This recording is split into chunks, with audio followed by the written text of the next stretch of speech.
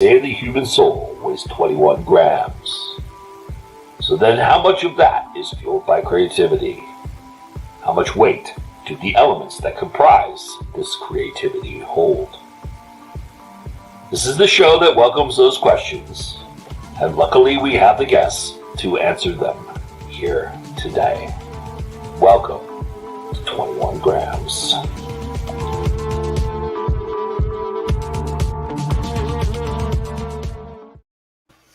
Hello, everybody, and welcome to 21 Grams. I'm your host, Joe Compton, and I have with me the awesome Mr. Glen Dahlgren today. Glen, tell everybody a little bit about yourself before we get started. I am actually an award-winning author, a young adult fantasy author, and I just won the award, so I can say that now. I actually have it here. It's the gold medal for the reader's favorite for young adult fantasy epic.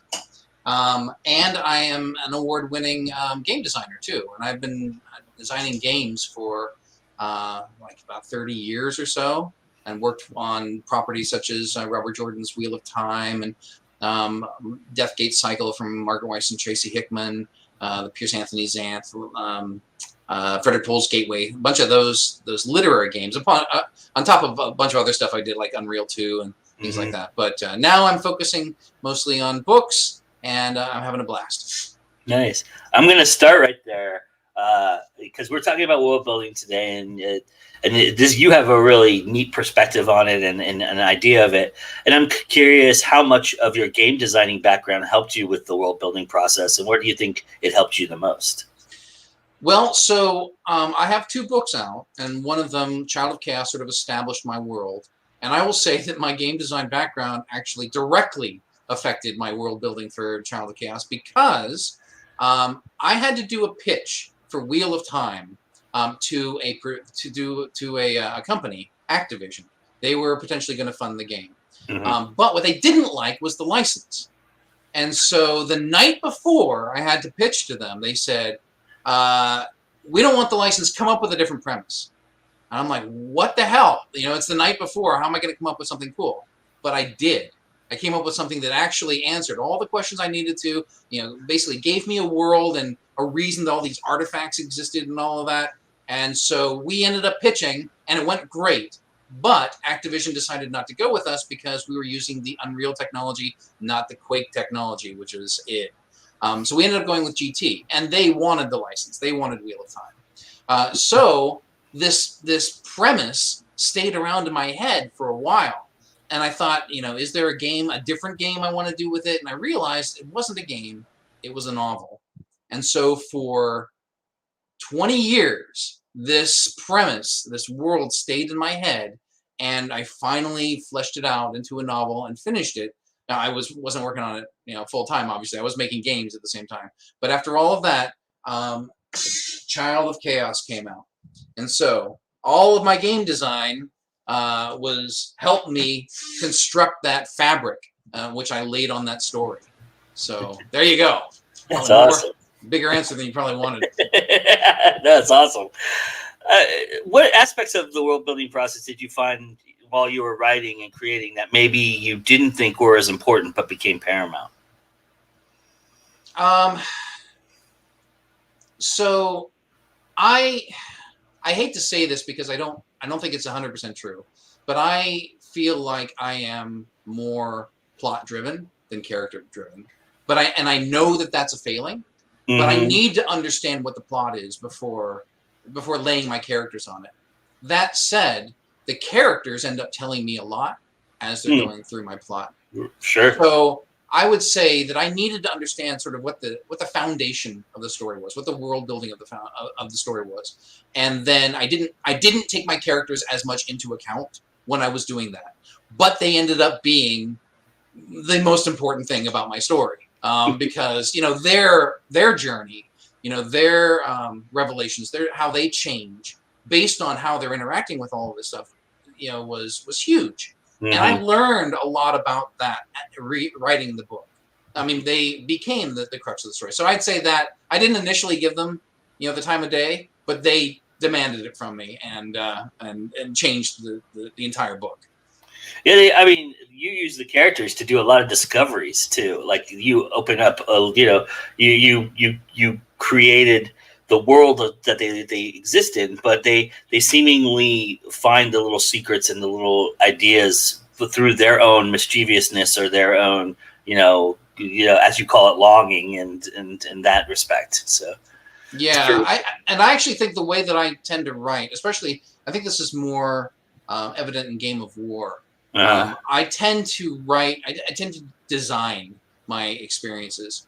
And so for Game of War, especially because there's a game at the center of that book, there's a lot of, oh my God, how can I solve this problem? Right. And coming up with something incredible to, flip everything on its head and get through it. And so that's a lot of fun. Having those in adventure games, especially having those aha moments when you've had a character and you've figured out how to manipulate them, or another character, you figure out, what does it take to make you do what I need you to do, and have that aha. Oh, it's your dead wife that I need to, bring a memory back up or something. That's a really cool moment. And in these books, you get a lot of those aha moments.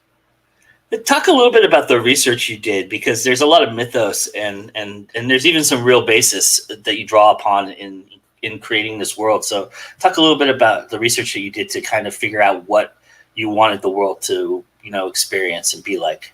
Well, so I wouldn't say that I did a lot of research in the theology. I mean, I did a lot of work in creating that system. The research I did was primarily just on, how did people live in medieval times, and what did latrines look like, and stuff like that. Like I needed to understand really how a gallows worked, because I had a whole event in Game of War about that. So a lot of it is just, I need to figure out, like, who are all these gods? Why are they there? How do they work in the world? What's the point of them? And in some cases, there's they actually serve a huge function in the world. Like, and I've gotten, some people ask me, well, what's evil's point? Well, evil actually is the world's jailer. If someone's really bad, they get sent to evil and they don't come out. And they have an additional point that they, in Game of War, they really make clear, and that is they are trying to keep the world free from chaos. And because it was given to them because they are ruthless enough to take care of that problem. And actually in the prologue, they kind of talk a little bit about that, but then I explore it back in Game of War. Knowing that you were going to do a series, did you map out what to reveal when, or how much of it did you, kind of from the beginning drafts kind of serp out or kind of move around because you didn't want to tell too much about things and you knew that you had other books coming? Was that a real part of your thought process in kind of setting up the sequels and everything you're going to do in the future? Absolutely not. Zero of that. And it's weird for me because I think that way. Yeah. I plan a lot. I'm a planner. I want to know what's going to happen. But I originally intended Child of Chaos to be a one-shot. I was going to tell that story. I was going to blow up the world at the end, and nobody was ever going to revisit it. And then I started rewriting. And when I did that, I introduced elements to it that really needed to be explored. I created some threads that it just excited me about where could this story go. And then when I did Child of Chaos, there were things I needed to understand about the world that even I didn't understand yet. And I knew there was a character to tell me about that. In fact, he kind of demanded his own story, and that's Dantes. So I don't know. We talked about how much you've read so far. I don't know if you've gotten to Dantes yet. No. But he is one of the reader's favorite characters one of the favorite, not main characters in the book, because he's like a superhero. I mean, he's a priest of war, and there's a lot about him that people really enjoyed, and so he made a perfect main character for his own story in Game of War. And the things that he introduces, the things that the story introduces there, that sets the stage for book number 2. So you can read Child of Chaos, or you can read Game of War, and I'll just show off Game of War. Yeah, since it's here. That's Game of War. You can read either of them, and you'll be fine. You don't need one or the other. But you need to read both of them to get to book number 2. Because I set up so many threads in both of them that it really makes sense for you to want to have all that information. And people are saying that they like Game of War, maybe even a little bit more than Child of Chaos. And Child of Chaos is the one that won the award. So I'm thinking you should read both. Please, yes, everybody read both. Yes. As somebody who's reading the first one, I can tell you I'm real excited for Game of War. Do you like to? Are you so then? Knowing that you're going to do a lot more down the road and everything, are you somebody who is do you like to sprinkle some Easter eggs in there to kind of entice people to kind of read the other ones, or does Sure. it really matter to you if they go out of order, or if they read War and then go into 2, or how I mean? So the way that I look at it, I mean, I don't know if I had this all over to do again, maybe I would plan out a 6-book series and I know exactly the beats that I wanted in each book. But it's more important to me that you have a great experience in one book. I really, really want you to feel satisfied. I want you, as one reviewer said, she had a plot hangover because it was so intense at the end, but so the climax was so important, but satisfying that she was reeling after it was all done. And that's what I want you to experience.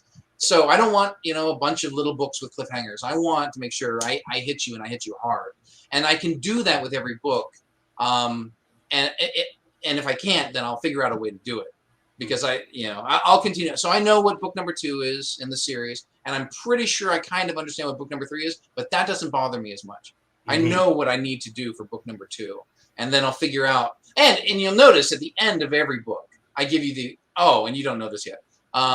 There's one more thing, and that's my sort of tiny little epilogue where I say something and that's what's going to happen next. Nice. That's awesome. I like that. So it's an Easter egg in itself a little bit. Yeah. Talk about the importance of symbols in this world, because they are incredibly important. Even for me, who's halfway through it, I know that these symbols all mean something. And talk about how you came about that idea and their importance. It was one of the first things that I thought about in terms of this book is those symbols.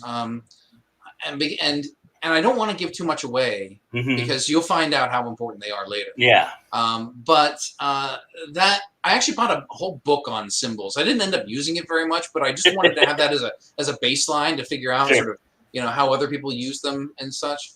But it's a really clear way to give meaning without necessarily tipping your hand. And so I sprinkle these symbols all over the place, and you will eventually understand what they all mean. But just having a symbol that represents like a religion or a temple, that's really important. So you see the shield, and it's war, and you see the symbol for chaos, and that's really important when that shows up. But also just sprinkling, like I give you 3 symbols right off the top of it's right on the cover. There's the hourglass, the boy, and the icicle. Those are really important, and you just won't know why or how for a while. But they are, they're ways that something is affecting the world. And I won't say much more than that. Even the and if you don't want me to get deep in this, we don't have to. But even the temples that you create and the different religions that people are testing for and everything like that, they have their names, and their names kind of symbolize what they really are and what they're about, and what balance they bring to the world too, right? And that's kind of important too. Absolutely. One person told me they started reading the book and they thought it was going to be more simplistic than it was because I didn't say the god of Bathamal or whatever. I said no, it's the god of evil. Well, it's right on the face of it. That's what it is. But I thought it was way more important for you to understand that it's not about this weird named god, and his history, and because that's not what this is about. It's just about the concept of evil and what this world interprets the concept of evil, and how it is just one facet of the experience of this world.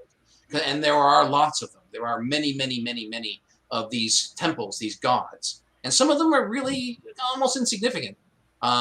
But the major ones, those are the ones that are influencing people's lives on a daily basis, like law and war and good and evil. And so the story really, and charity actually ends up being a big one in the first book. It was important for me and kind of fun to be able to explore what those mean, and what those concepts would mean inside of this world. And then what happens when they don't change, that's with their definition. That's what they're going to do. That's what they're always going to do. And I'll get to that in a second, but yeah, nice comment here. Love symbols. Symbols are awesome. And it really is. It's a clear demarcation of good and evil. There is this lines and I'm wondering how much of the world building ambiance helped you shape that out. Was that very important to have certain things, certain elements like shadows and darkness for evil, and those kind of things to kind of shape it out and make it define it, and kind of give the audience a visual aspect of what they're looking at in terms of what their the expectation might become. Right. So the visuals are obviously very, very important. It's actually clear as we explore evil in the first book. How it's perceived, how it's portrayed. That said, this is not a book about good versus evil, and I've seen that in actually a lot of reviews. There is sort of that element, of course. You have a protagonist that's sort of trying to just make his way, but you would say he's good. You have an antagonist that is pretty much, he is evil. He's called to evil. Mm-hmm. But this book is not about that, because they're both called to chaos. And so this book is about balance, because neither one of them are really happy with the way things are. They need things to change. And it's about how can the world change in order to make it possible so that, that people like that, especially the protagonist, can help to make people better, can make institutions better, can make possibilities, because it's really not a good system as it's set up. Yeah. But it's self-perpetuating, unless someone really shakes it up, nothing's going to change. And actually, I would say both the protagonist and the antagonist are vitally important to do that. Sure. So they're actually both kind of working towards a similar purpose, even if they don't know it. Yeah. It's certainly an interesting duology, and there's certainly that idea there. It's very evident even from the beginning, and just not to give away a spoiler, but even the way you enter evil, there's just this idea of this desolation and this interesting idea of how you get into it, and it's a really, just little things like that. I would imagine that just helps you. You're essentially almost creating a red herring, what we call a red herring in crime, where you kind of throw people this way and that way, but you're giving a blurring of those lines with the ambiance too, because there's sometimes when good doesn't look so good and evil doesn't look so evil, right? There's moments that they both experience because they think what they're doing is good, regardless of whether they're evil or not evil, or kind of that idea too, and that's an interesting idea in itself, but I'm wondering if the ambiance really helped you kind of help blur those lines a little bit too. So I would say that these lines are not blurred, because evil is evil, and evil has done a lot to make sure that everybody understands it's evil. You get inside the temple of evil, there's no question. And in fact, that's one of the things that the antagonist, Horus, has a problem with. Yes. Because he's like, oh my God, this is all the same. This is what, an idiot would think evil looks like, because they're playing for the lowest common denominator. And a lot of those priests, they're fine with it, because they don't really have a calling for anything more than what's on their plate. So, they're, and good and law and war, they're all pretty much like that. There's no real ambiguity, because their God has told them who they are. Yeah. And this is how you're going to dress. This is how you're going to talk. This is how you're going to live your life. And so that's kind of the problem. Well, I would get into specifics, but I don't want to spoil it for anybody. So, we can talk about that off air if you want. But I do think there's some blurring going on. But it's interesting the way it happens. It's kind of I find it fascinating. It's very cool. How much do you think the time period in which this takes place in helped you develop the overall arcing plot in terms of the world and in creating the world. You mentioned how you had to do some research on medieval times and stuff like that, but there is kind of while medieval gadgets and things are going on in here, there is a lot of other otherworldly expositions that you create here, and I'm kind of curious how much you kind of played with that to kind of get the ambience you were looking for. Yeah. Actually, it's kind of a tightrope because I want it to feel fantasy, so I don't want there to be cars. I don't want there to be spaceships or laser guns, none of that. But I do want there to be gadgets. I mean, I don't want to say gadgets. I want there to be machinery. But that machinery is usually powered by magic because it's usually it is an artifact. It is blessed by the god, and so it's doing stuff that you wouldn't see normally. But that's sort of the gods sort of holding all the cards. That's the gods holding their power and applying it where they think it's necessary. Actually, Game of War goes a little bit further and has sort of bigger machines and stuff like that in it. So and there's gunpowder, but there aren't guns. There's gunpowder. Right. I think you actually saw the fireworks and the charity and the festival or the celebration of charity. And so that gunpowder's out there. And then in Game of War there are pirates and there are cannons.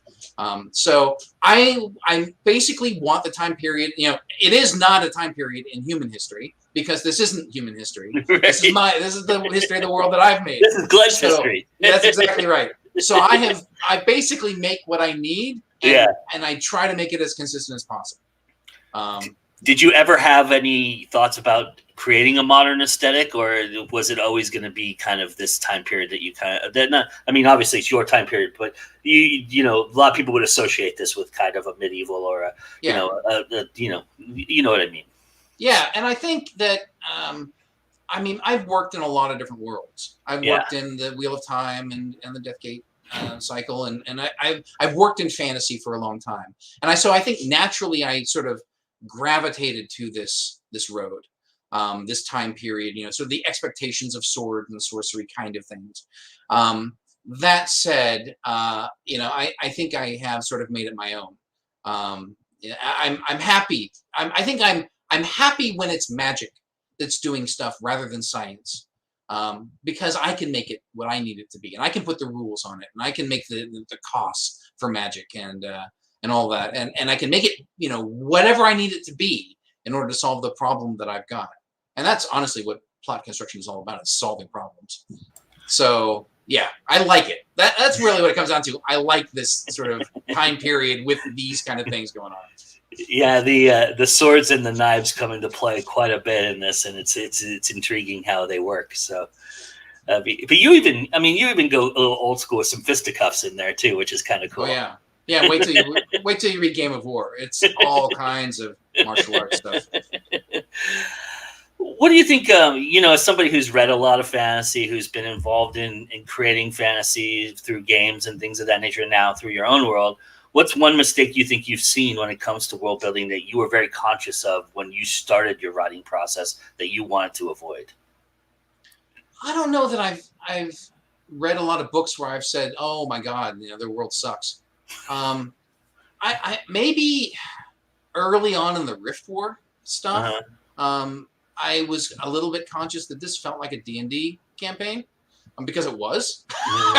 He pretty much said that. He was retelling his D&D campaign. And so I kind of felt that a little bit. But I think he this is Raymond Feist. I think he quickly got beyond that. He clearly found himself as an author and made some incredible works.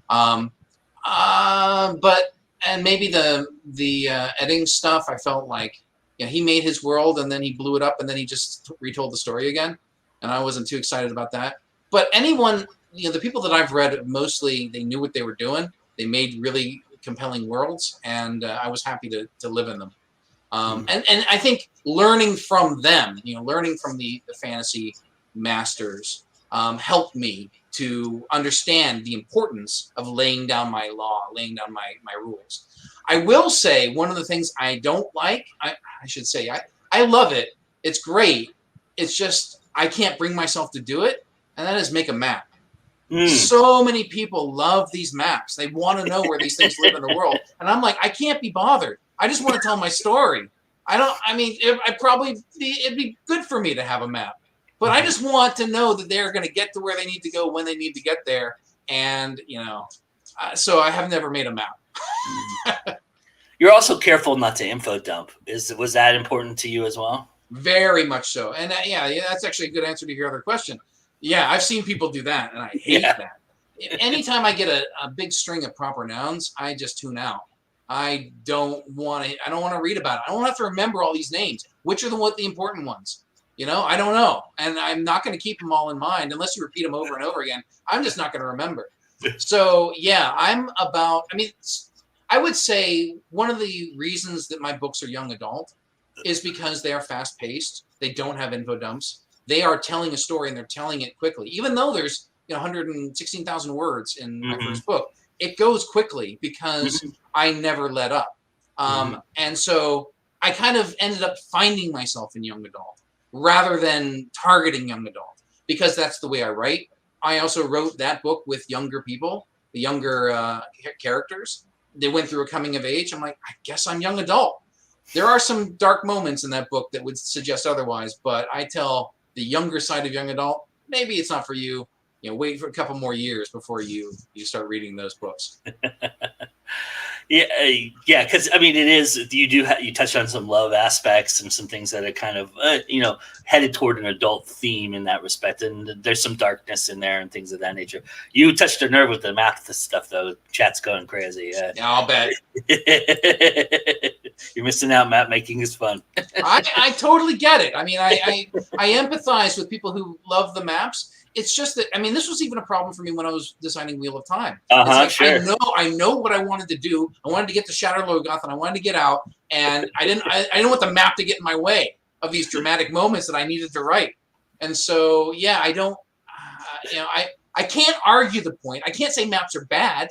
I just don't have I'm just not drawn to them like other people are. Talk a little bit about creating the temples and creating the houses and the testing process and all of that. How did you figure out how to distinguish them? Was it the names that you gave them, or was it something else that you helped that so it didn't sound like it was the same thing over and over again? So I think I'll approach this question from an interesting angle, and that is one of the things that first got me excited about this world was the idea that good and evil didn't matter, because good was effectively the same as evil in the eyes of the faithless, and the faithless are the people who don't have a longing to go to either of them, but they might, maybe that longing is there, and they just won't discover it until they actually go to the testing, which is what the temples like to encourage, because you have to pay for every testing. Right. And so, one of the scenes I actually ended up not putting in the book, I had to edit it out, was when Galen came back from his first testing and he failed. And then he was going to start being groomed to go to evil. And so his parents were going to start telling him, okay, start doing evil things. Go steal from people, go beat up on people. And it's like good and evil, the whole idea of an ethical compass didn't matter. What mattered was you have to succeed in the testing. You have to become a priest, because that's the only thing that has any value in this society. And so the idea that you could train to find this longing, or that people thought you could, was really fascinating for me. Because the faithless, they're serfs. They want to find a way out of their situation, and yet, you can't really, because it's this inborn thing that is just you're going to discover it over time, or you're not. You can't make it happen. And then I have a character in there, Place. Place is sort of the example of that. He's trying to figure it out. He's going to figure it out. Well, it's more of his aunt that wants him to do that than he does. And he does too. He thinks he's got it in him, somewhere he's going to find that spark. So anyway, as far as sort of distinguishing the temples from each other, so they're all kind of on this level playing field. You get into a temple, you're good. Doesn't matter if it's serenity, or if it's evil, or if it's law, or chastity, or charity, or or whatever. As long as you are able to succeed, you're good. Making them individual is kind of like creating a character. You know, you need to understand what is their motivation. You know, what are they trying to accomplish? What is their place in this world, and what are their rules? And rules are a big part of this society. You know, there are rules is sort of a slogan to this whole book. And once I understood sort of what their mission was, and all that, I could start sort of forming their rituals around them, and you know, figure out how they interact with people. So charity is like, you know, almost an oasis in this world, because they actually have workers that they pay, and a lot of these places don't. They don't bother. You know, they wait until someone has defaults on their tithe, and they just snap them up in an auction. And that's actually, I go more into that in Game of War as well. And so charity almost is a bad example of a lot of these, of the way these temples deal with the faithless.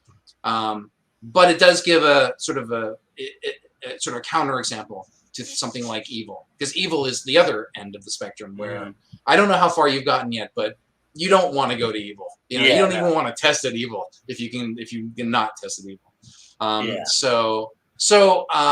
But figuring out how their tests are, that's a game design problem for me, because I really enjoy, you know, figuring out, well, what questions are they going to ask? What are they going to ask you to do? How does that, you know, how are people going to interact with the tokens they give you? Because that's sort of, you know, channeling the longing is the major thing. And how does that work? And so I have a lot of fun with that. Once I figured out a testing, and you're going to love the testing for war. Oh my God. Testing for war was one of my favorite parts of that book. It's awesome. And so, yeah, it's just a lot of fun for me. How important is the duology to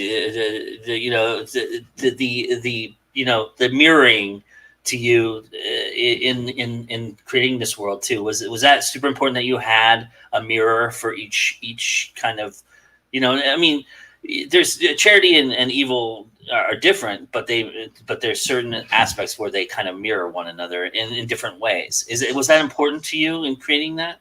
So yes and no. The mirror to evil is not charity. The mirror to evil is good. Right. But I only know charity. No, absolutely. Yeah. So at the very top of the hierarchy of gods, that was really important, because the message of this book is about balance, but it's balance not just between order and chaos, but within order. Order knows it needs balance within itself. Otherwise, it'll topple. And so at the top, it has good, evil, law, and war.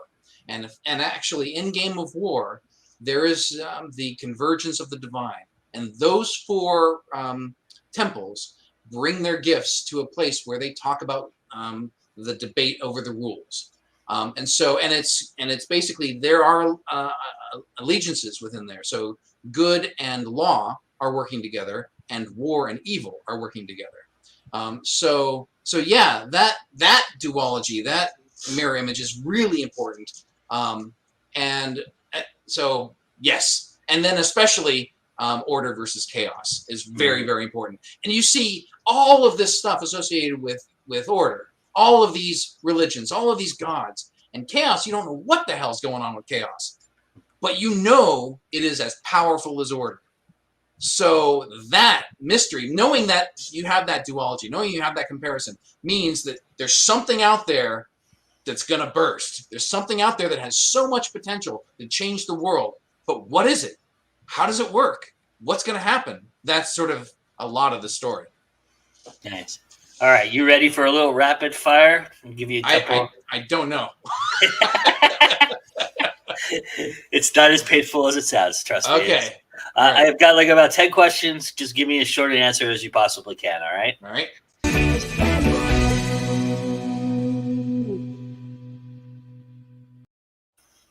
Okay. What character do you feel you had the hardest time fitting in your world? Horus. I just don't empathize with him. He's horrible. I had a hard time writing some of his scenes. Wow, that's pretty interesting, because he's a major character. Yeah. He was rough. He was really rough, especially when you get to the end and find out what's up with him. And how rough he is. You're starting to hint at that a little bit where I'm at. So yeah. What temple would you test your longing in? Merriman. You know the safest one, right? Yeah, exactly. I'm going to walk away from that testing. What was the easiest world building aspect for you?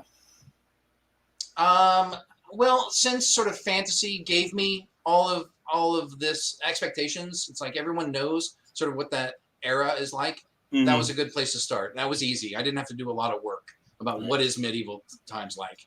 Yeah, nice. Okay, game you've played that you haven't beaten yet, but you want to so badly. Oh, geez. I have to say Warzone. I suck at Warzone, but I really don't want to suck at Warzone. Game that you didn't create that you wish you had? The first one that occurred to me for was actually Grand Theft Auto 3. Wow. Yeah, it was a while ago. But that's a different perspective than what you normally create too, isn't it?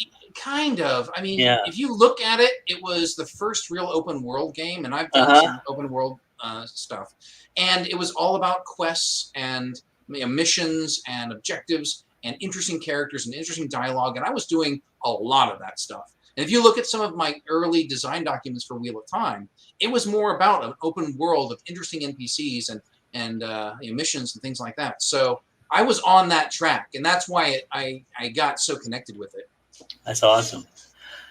So as of this moment right now, how many books are you planning to be in this series? So I know I'm going to have at least 3 in the main series, but the truth is that I love this series too much. I can't imagine setting it down. I'm not going to pump out a book any quicker than I think I can actually produce one of this quality level. So it'll probably take me a year to make a book, but I want to keep going. If people buy it, especially if people buy it, then I'll keep writing it.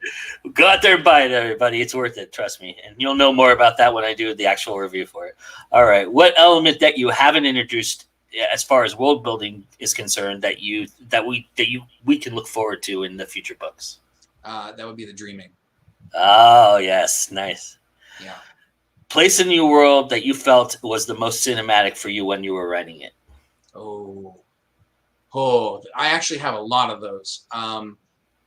The Game of War, the actual game in the Game of War is really cinematic. Also, I don't know if you've seen it, but the labyrinth inside of the Temple of Evil. Yeah, I've gotten to that part. Yeah. Yeah. So I really saw that in my head. I saw every moment of that experience in my head. But I gotta say, the Game of War is really awesome. Nice. Very, very cinematic.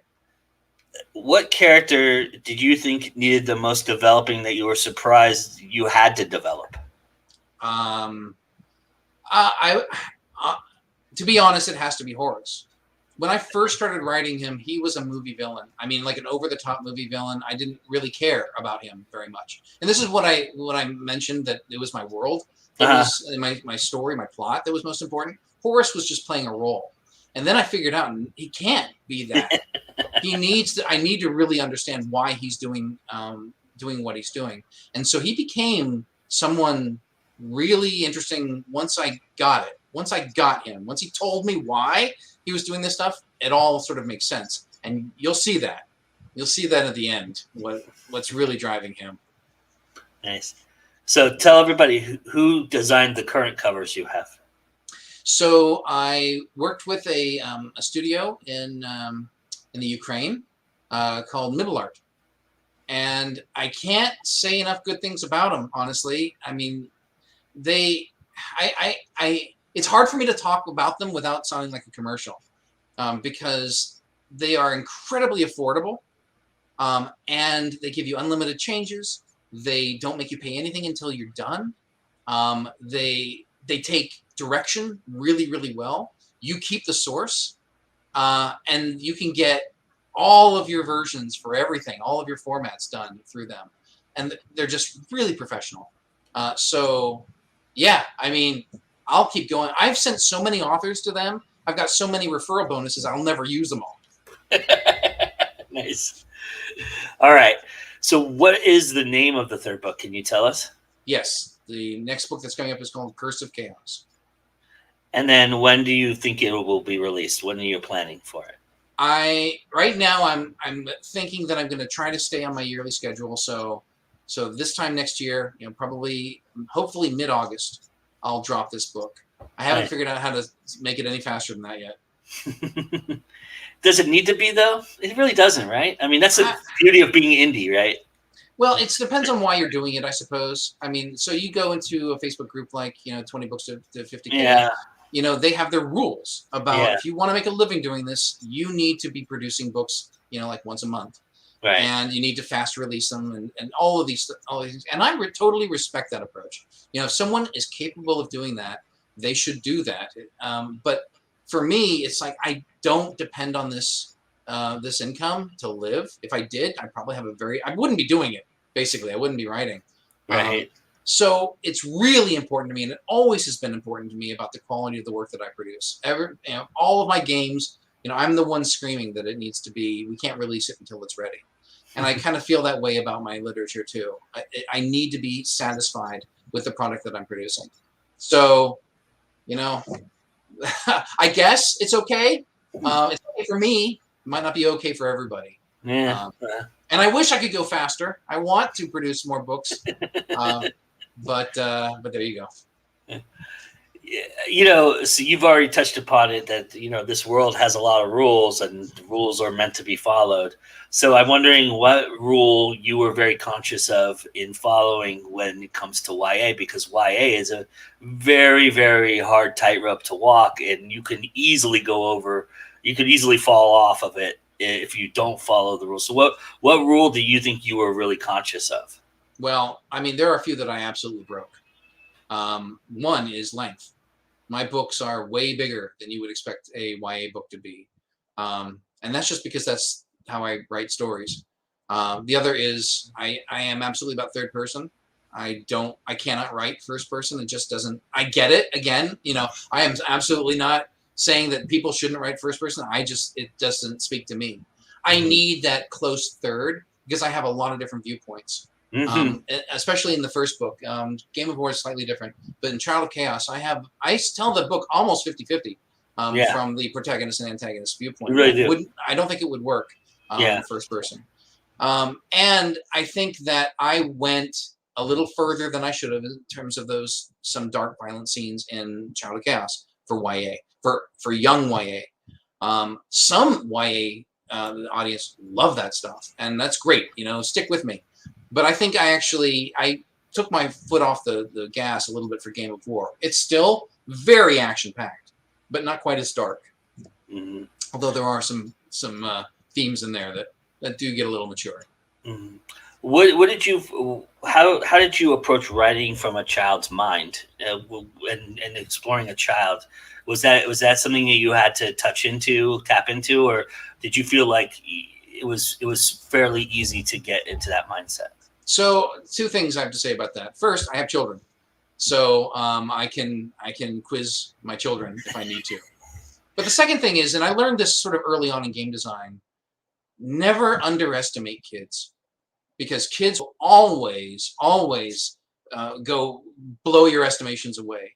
Don't ever write down to them. Don't not use vocabulary because you think that they're not going to get it, because they'll get it. Sooner or later they'll pick up on that word. They'll look it up if they have to. I don't tend to write using trying to use 5-syllable words, but if I need to, I will use whatever words I need to. And as far as like themes and action and making sure that they're along for the ride, I would do that for anybody. I would do it for any audience. So making sure that the material connects with kids is different than making sure that you're making sure that you're not speaking down to them. You don't ever want to speak down to kids when you're writing YA. Do you? What about the names of the characters? Did you have thought about that when it comes to kids reading this? Because some of them are a little bit more difficult than they're not difficult. They look difficult, but they're not really. But I mean, is that kind of that's kind of being in fantasy. You want to have those kind of interesting names, but were you conscious of making them maybe shorter or easier to pronounce because of the fact it was YA? No, I think that's just me. I don't really like, a bunch of long names with hyphens or apostrophes or whatever. I just, that's like high fantasy that, it's highfalutin just for the sake of being highfalutin. Yeah, right. And I just don't like that. I prefer to have names. I probably actually screwed up a few of my names because, like, I use, there's Galen and Gusset, and those are two people you meet up front, and they both start with G. And then you have Horace and Hunlock, and they both start with H. And so it's like, going back, maybe I should have, mixed that up a little bit. But tell you what, when you get done with a book and you've lived with those characters for that amount of time, it's really hard to change their name. Because you know them as those characters now. And so it's hard. But I will say, some of my names have sort of hidden meanings. You can sort of look up, the roots behind some of those names. Other times it just sounds cool to me. Other times I'm like, okay, I got a character. I need to name him. Yeah, there. I'll give you that, whatever that was. Or I just start hitting letters and see what comes up on spell check. So I just try to find a name that feels right when it's attached to that character. Nice. Did you ever, when you were creating it? I know you've mentioned off air a little bit, and I told you we were going to talk about this element of it. But did you ever feel like it was cinematic to you when writing it, or do you feel like the audience? You're happy that the audience caught on that it was cinematic. Did you have was it? Because you're a game designer, so you do have a visual element to how you create. So was that part of how you created this world in some respects? Was you were looking at it in a cinematic way? Because also the way the plot moves along is very cinematic as well. No question. I mean, absolutely 100%. So yeah, I'm a game designer. I'm also an art director. I mean, so I directed cutscenes in my game. So I mean, I have a very cinematic way of approaching these things. The way that I view writing, I'm writing from scene to scene. Mm-hmm. I know those big scenes, and I write enough to get to there, and then I write those big scenes, and I see them all. I see them in my head before I ever write them. And then sometimes, if the scenes are really, really cool, I can't wait to write them because I want to read them. I see them in my head. I'm like, I got to get it down on paper so I can just read it and enjoy it, because it's not going to exist if I don't do that. And so, yeah, absolutely, the visuals are definitely all up there. Nice. What do you love about world building? What is it that you gravitate toward the most? What do I love about world building? I mean, I love bringing something in. I love bringing something to life that didn't exist before, and the idea that sort of I can construct something that no one's ever seen before. But that makes a lot of sense and is really compelling, and I'm not just talking about the characters and all that. I'm talking about the world that they exist in, all these institutions and this mythos, things that I think are really compelling to me, I assume are going to be really compelling to others. And that it's really what drives me. So yeah, I mean, I have a lot of fun making worlds for other people to enjoy. So that being said, what are you looking forward to in the world building process that you haven't accomplished yet? What are some things that you are looking at? Because you had mentioned that Game of War, you felt like you wrote better than Child of Chaos. So I would assume that the second book and third book are going to mirror along that path a little bit, and you're gonna keep going. Is there something in world building that you other maybe than maps that you look at and you go, you know what, I want to get better at that, and I want to apply that to the next couple books? So when I moved to Game of War, one of the reasons I did Game of War, one of many reasons I wrote Game of War, is because I still wanted to play in this world. Yeah. And things change at the end of Child of Chaos significantly. And I liked the world that I made, and I felt kind of cheated that I couldn't keep writing in that world. So Game of War sort of scratched that itch for me. But I also got to explore a lot more of the physical world, because you'll notice, you don't actually explore that many places in Child of Chaos. There's a few, major areas that you get. But in Game of War, I got to explore more of the world. And I got to write pirates. And I really, really wanted to write pirates for a while. I touch on the idea in Child of Chaos, but I got to sink my teeth into some pirates in Game of War. So that was a lot of fun. And in the next book, it kind of goes crazy again. There's a lot more world building because things have changed. And so I need to establish a new baseline. And part of that book is everybody figuring out what that new baseline is, because nobody really understands it. And it's weird. Things are happening that they don't understand, and they will have to. Are you creating new symbols to go along with that idea? I don't want to go into too much detail yet about what's happening there. What has been the most satisfying part of this journey for you? I mean, you got a quote from Piers Anthony. You won an award. Where do you feel like you felt like I belonged, and that this was really something that I was called? This was your call. This was your longing in many respects, right? So, I mean, how fulfilled do you feel about that?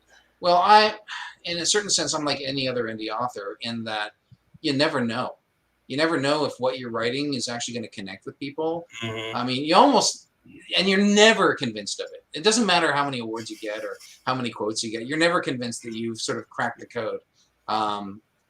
So I think I had a leg up in that I wasn't scared to put myself out there because I had done it so many times before in games. I've written for games. I've directed, voicing games, and actually that's one of the reasons I was able to do the audiobooks for my games, because I had done acting and done voice direction before, and so I was able to. And I was scared, believe me, because I'd never done an audiobook before. I was scared. I was petrified of doing it, but I knew that I would kick myself if I didn't, because I had all that experience. I knew if I let somebody else have all the fun, it was like, oh man, that could have been me. So I figured out how to do it, and all the technical challenges also scared me because I didn't know what I was up against. But I figured all that stuff out, and I got it out there. Second one was so much easier than the first one because I had made all the mistakes doing that. So actually, every release, I would say, getting the Piers Anthony quote for the first book was a huge moment of, hey, maybe I can connect with people, because this guy who was my fantasy hero when I was growing up is telling me that I'm a formidable author. That's kind of awesome. Yeah, you don't get that every day. No. And then I had a very similar feeling, very distinct feeling when I got that award too. Yeah. And it wasn't like, it wasn't gold or silver, or it wasn't bronze or silver or anything like that. It was my first award ever, and it was on my debut, and it was gold. It couldn't be any better than that. No asterisk next to that. And I was like, oh my God, this really connected with somebody. This really connected with the judges who read, hundreds of novels, worldwide to get to giving me this award. And so I'm like, maybe I know what I'm doing. I hope I do. But I'd say finishing a book and getting it into people's hands, I was at a signing and handing my book, my signed book, to someone who really, really wanted to read it. That was another one of those moments. It's a smaller thing, but I know now, I think now, once I've gotten to this point, that person's going to enjoy my book. And so I felt, even when I was making games for the color computer, and I knew that people were getting them and like kids were asking for them and getting them under the Christmas tree, and knowing that they were going to open that up, and that was the thing they wanted for Christmas, was awesome. I knew that something I made was something they really, really wanted, and that's all I'm chasing, pretty much. That's awesome. I don't know. Did that answer your question? Yeah, it really did. Tenfold, yes, absolutely. I'm curious too, real quickly, how much doing the audiobook changed your perspective on the story you wrote. Did it change it at all? Did you find a different meaning to it? Was there something did you gravitate to a different character in voicing them and creating them? I will. So once you do the audiobook, the book is written. It's not going to change anything in the book. Sure. That said, there is no better proofreading process than doing an audiobook, because I had a lot of little changes. Yeah, I bet. Just the way, they tell you, make sure you read your thing aloud. It's one thing to read it aloud as you're writing it. It's another thing to actually do it in the voice of that character, acting as that character. If you can't get the emphasis right and there's something wrong with that line, you'll know it. Yeah. And so that's when you can change it, before it goes to print. And so I recommend it to anyone who is interested.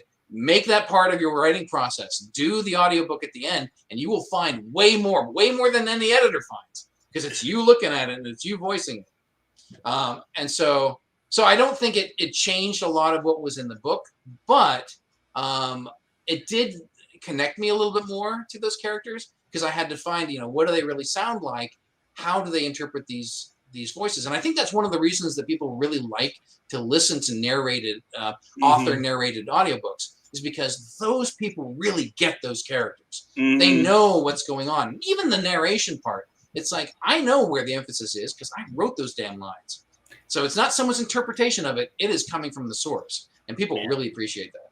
I think it's a comfort level that, like, the way they thought it sounded or the way that they thought they were approaching this, it validated their own mind thoughts when you hear it out loud too. Because some people, there's different ways to learning too, right? So some people learn visually, some people learn, aesthetically, and some people learn audibly. And so all those things matter when it comes to who you're reaching and how you're reaching them. Exactly. And it gives people an alternate way to digest the material.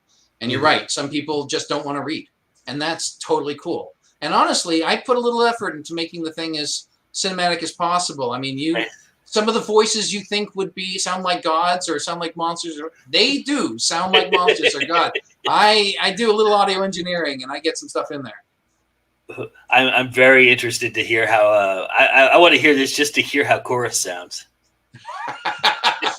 Chorus is not the most interesting. I'd say no, and I don't want to give anything away, but there are some really interesting characters in there. Good, you should want to hear how Nobbin sounds. Okay. Yeah. Well. Yeah. Of course. Yeah. That makes sense. Yes. Yeah. For sure.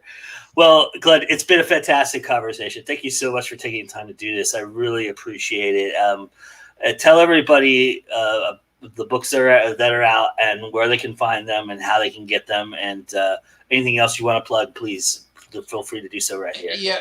First, I want to say thank you so much for having me on. I really appreciate it. And it's a lot of fun. This is great. Anytime you want to have me on, just make sure you ask me. I'll be back in a second. But yes, so there are 2 books out. First is The Child of Chaos, and the second is The Game of War. And you can find them. The first place you should stop is mysterium.blog. That'll lead you to my online web store. You can buy signed copies of those books there, or you can find them on Amazon, and you can find them on Audible, the audiobooks. I'm sure I have a lot of links at mysterium.blog, so that should be your first stop. Nice. And you could get a old school dust covered hardback of these books as well. Which actually, you can get the original cover. So I went through a rebranding of the Child of Chaos, and the original cover is still available. In fact, if you buy the Game of War, any version of the Game of War, you can get a original cover paperback of Child of Chaos for $5. Wow, that's cool. A lot of people are taking advantage of that. Who created that cover? Was it the same company? No, that was an artist that I worked with, Cindy Wetzel. She was an artist that I actually worked with back in the games days, and I really enjoyed that process. Yeah. The thing was, neither one of us really understood, had ever done cover design before, and so it didn't connect with my audience as much as I wanted it to. So I knew moving into making a new book, I kind of had to look at branding for all of them. And you'll see, the series brand is on there, and it has a very consistent image, sort of language as I move forward. And so that was really important to me. So I love Cindy. I would never say a bad word about her, and she's really talented. But this is something I sort of needed to move toward. But that original covers, and believe me, who knows? Maybe I'll blow up. Maybe I'll be the next big author. And so the original covers, first printing, they're going to be worth something. So now's the time to get it for $5. It's a collector's item, everybody. Go get it while you can. And signed. I'll give you a message as well. Nice, Glenn. Thank you so much, my friend.